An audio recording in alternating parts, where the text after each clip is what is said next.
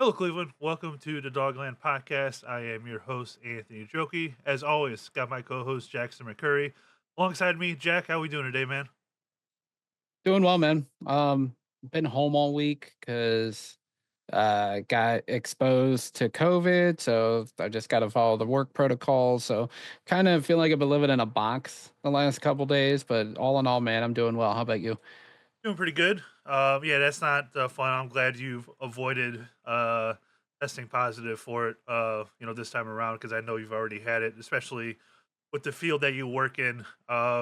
It's important that you stay away from it, not just for yourself, but for obviously everybody else that you interact with. So I'm glad that you didn't officially get it. So that's a good thing. I got my I don't know if you can see it or not. I got my Cleveland State shirt on today because the basketball team has won 8 in a row, going for 9 in a row.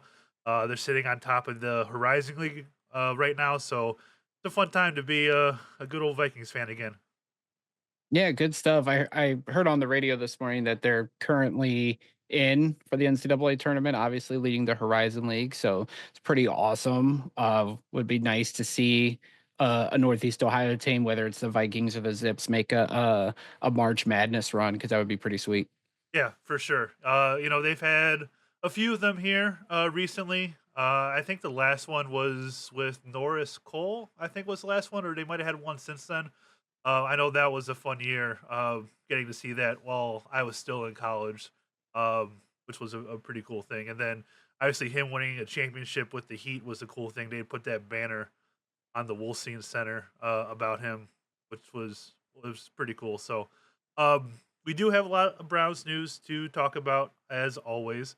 The Browns officially named Tommy Rees as their new offensive coordinator today, and with that being said, he was the favorite. It seemed like from the very beginning of the process, there was some noise that he could go and join like Vrabel out in New England, him being a candidate for that job, but he ultimately ends up being promoted here in Cleveland to be the new offensive coordinator. Your thoughts?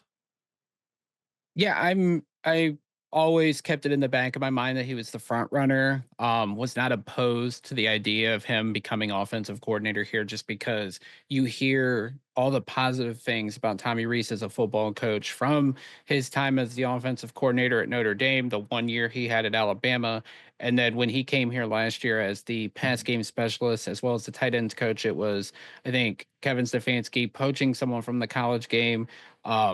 To see like to incorporate some new concepts potentially to this offense. Now, unfortunately, the offense wasn't very good last year, but I don't blame that on Tommy Rees and whatever he may have brought to the table. But you hear all the rave reviews about him from coaches he's worked with. There's been reports that the players really like him. I think because he's a former football player like them. I think he relates just because of his age. He's only 32 years old, and uh, the prospects of him going elsewhere. You mentioned the Patriots. He was also the runner up for the North Carolina head coaching job before Bill Belichick got him. So I think he's a young rising star in the coaching ranks. And I think Kevin Stefanski witnessed that, recognized that, and had no problem elevating him already to an offensive coordinator role. Yeah, Stefanski released a statement in terms of the hiring. He said that Tommy has an incredible football mind. He is extremely bright and has been around the game his entire life. Before joining our staff, he established himself as one of the top assistant coaches in college football. Last season, he transitioned into our tight end room and with our pass game, and he didn't miss a beat. Due to injuries, there was a lot of uncertainty at tight end, but Tommy did a phenomenal job with that group and always had his players ready for game day, despite in some cases only being with the team for a short period of time. Innovation is such a critical element to the offensive game planning process, and Tommy brings that. Our intent is to build a sound and explosive offense that will put points on the board, and I'm looking forward to working with Tommy to reshape the Browns offense in 2025. You know, there's been a lot of talk about, what this offense is going to look like. And I think with Stefanski working closely with Reese here, I think we're gonna get back to what we had a couple years ago, and maybe even more so before Deshaun Watson got here, is the heavy run, heavy play action pass. And I think that suits this team very well. Obviously, they're going to have to do some retooling of that, of the roster offensively to be able to accomplish that. But I think they're well on their way to getting back to what Kevin does best. Yeah, I think so too. I think it was pretty apparent from what some of the players had said towards the end of the season to, uh, you know, the immediate firing of Ken Dorsey and Andy Dickerson for that matter. Like the Browns wanted to, and more specifically, Kevin Stefanski wanted to get back to what works best for him and his type of offense. I think I agree with you. I think they're going to go back to some sort of a run based attack, but what we saw uh, at times with Jacoby Brissett, at times with Joe Flacco, and even at times this season with Jameis Winston, they know that in order to win in this league, you got to have some sort of passing attack. And I think we saw that with some elements with some of those other quarterbacks that have worked around Stefanski and even Baker Mayfield for that instance in 2020 when he had that great success and took us to the playoffs. Like we know passing quarterback play, it matters in this league, Anthony. I think Kevin Stefanski also recognizes that. So if they can get back to some sort of offense like that, but also recognize like you got to showcase your playmakers on the outside. Jerry Judy, hopefully Cedric Tillman can bounce back from that season-ending concussion. David Njoku, like the cupboard's not bare on offense. They do need to work through some things in the running game and the offensive line. But if they can get back to what has worked here during Kevin Stefanski's tenure as head coach and play caller, I think the Browns can turn this franchise around and get back into the playoffs in 2025. You expect him to mainly work with the quarterbacks because he has also coached quarterbacks at Notre Dame, at Alabama. You feel like that's going to be his kind of more specific thing than just being the offensive coordinator here? I think he will like he's going to be offensive coordinator, so like much the way it was with Alex Van Pelt and even Ken Dorsey, like the first half of the 2024 season. I think he'll be heavily involved in the game plan. Obviously, his experience as an offensive coordinator in college at Notre Dame and Alabama, like he knows what the preparation is to formulating the game plan and everything. We still don't know if he's going to call plays. I think that door is still open until Kevin Stefanski tells us otherwise, which might be another ongoing saga the way it was last year with Dorsey. But I think he will have a hand in the QB room. We haven't hired a QB coach yet. Maybe we will do that here in the coming weeks. Maybe Tommy Rees has somebody that he's worked with that he trusts potentially to bring in as a QB coach if Stefanski gives him that leeway. But I could definitely see Tommy Rees having a hand in the quarterback room, helping those guys because of his experience, not only as a QB coach and at the collegiate level. He was also a quarterback himself. He was a highly touted recruit going into Notre Dame. He had some success there during his 4 years, so he knows the ins and outs of the position. So it would not shock me if he takes on that role as well as a potential quarterback coach. Well, obviously, the big question is quarterback, and what they're going to do at that position. One of the guys he coached at Alabama is going to be in the draft, and that is Jalen Milrow. The previous Alabama quarterback, Mac Jones, is a free agent. Obviously, he didn't get to coach them at Alabama, but there's an opportunity there. You see maybe one of those guys being one of the guys that they bring in this offseason, whether it's free agency or the draft.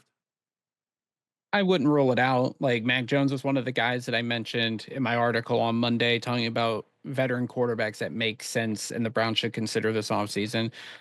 Mac Jones had success his rookie year, had a down couple of years and had to be the backup in Jacksonville this year and ultimately got a chance to play. But I wouldn't rule anything out at this point, Anthony. It's January 15th. I mean, there's a lot of offseason left. And but when you get to like Jalen Milrow, I think a lot of people automatically have gone to Jalen Milrose in the cards for the Browns. I think he is right now until he's not. Like he's going to be in the Senior Bowl. They're going to get a good look at him there when their scouts and maybe some of their position coaches will go down there and potentially get to work with Jalen Milrow. But uh, I wouldn't rule anything out at this point. I know Tommy Rees got to work with him for 1 year and had great success with him. Jalen Milrow was, I think, sixth in the Heisman voting in the 1 year that Tommy Rees coached him as offensive coordinator. So I wouldn't rule it out. Jalen Milroe is not one of my favorite QB prospects, but I wouldn't be stunned, but I also don't know if Jalen Milroe fits what Stefanski wants to do offensively. But there's a long process here between now and the draft, so anything is possible at this point. And you're probably looking at a guy who's probably going to be a day two, maybe teetering on a day three pick at quarterback. So we'll see where he actually ends up. Um, Let me ask this: so with Reese being offensive coordinator and with the Browns looking to kind of get back to um, what they did in terms of running and play action pass and whatnot, you see somebody currently on the roster that could potentially take another step forward? You know, we had Jerry Judy this last year who played great.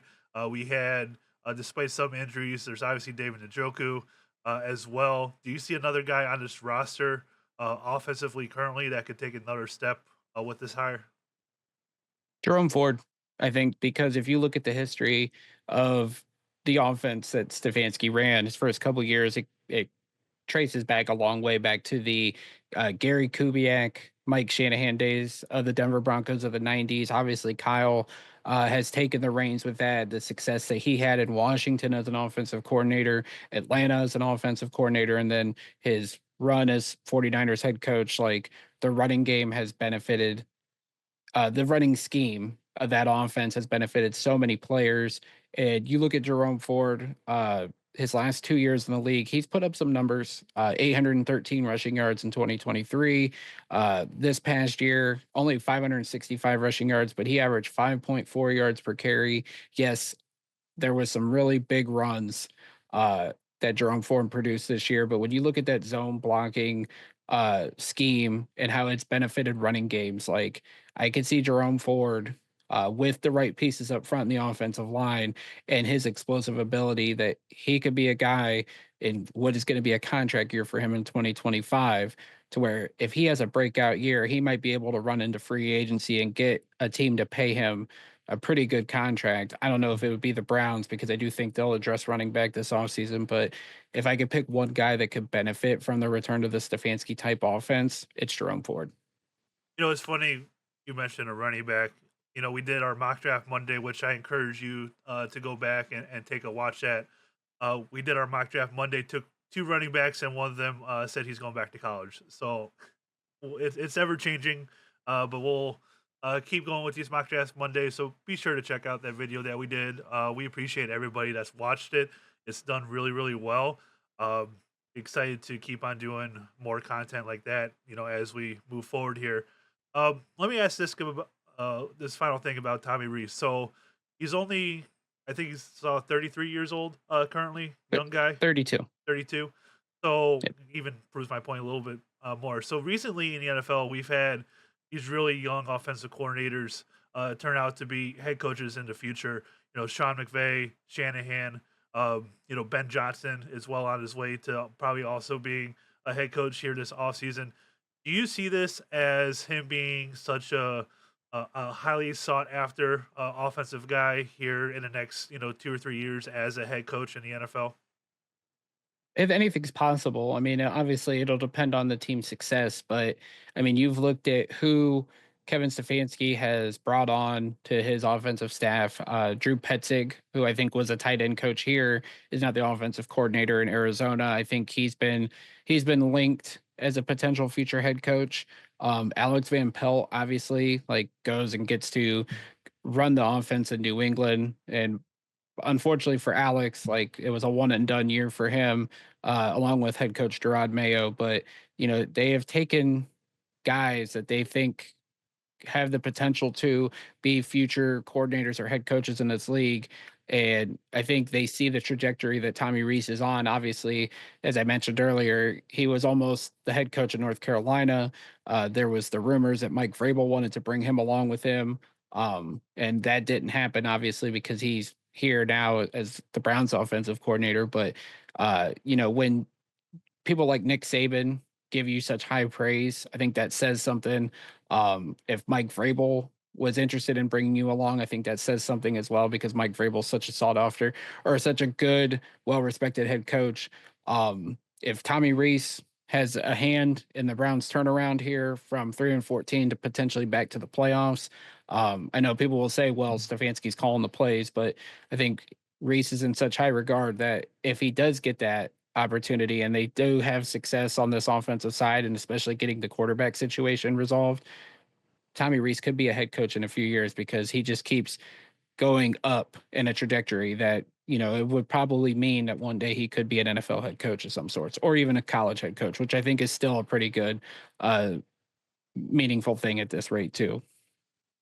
Yeah, I think it'd be good for the Browns, if you know Tommy Reese does get a head coaching job here in the next 2 or 3 years, um, and this coaching staff, meaning Stefanski's here for a long time. If they keep promoting within, finding these guys that they could keep promoting up to, from tight end coach to offensive coordinator, maybe a defensive backs coach to defensive coordinator or something. If Jim Schwartz ends up leaving, like if you can promote with from within and you're able to keep all of your systems in place, that's the best case for this franchise, coaching staff wise.